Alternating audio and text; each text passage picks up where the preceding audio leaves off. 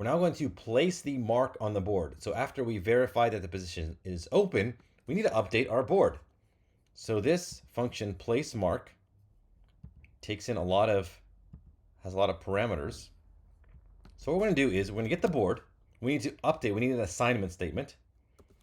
So we've already done row and call. So we're going to get that same position, and we're just going to overwrite it like this. So this is actually not going to return anything. It's just going to update it like this.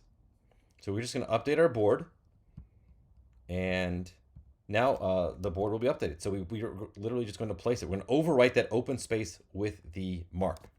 Okay, so let's go down here and let's just update it. We're going to say place mark like this.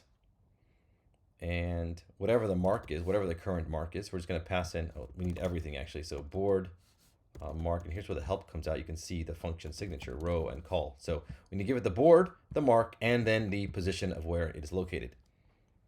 All right, so it doesn't return anything because it just updates this board in the function, this list of lists. And then what we need to do is actually print out the board again.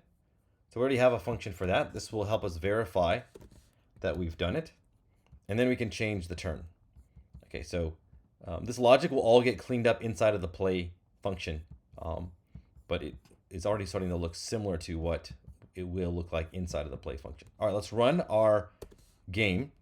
So it's player X's turn, and let's just place it at 0, 0. So the position is open, and it places it at 0. So it runs this place mark function, and then it tells us that it is O's turn. All right, great. So that does it for place mark on board.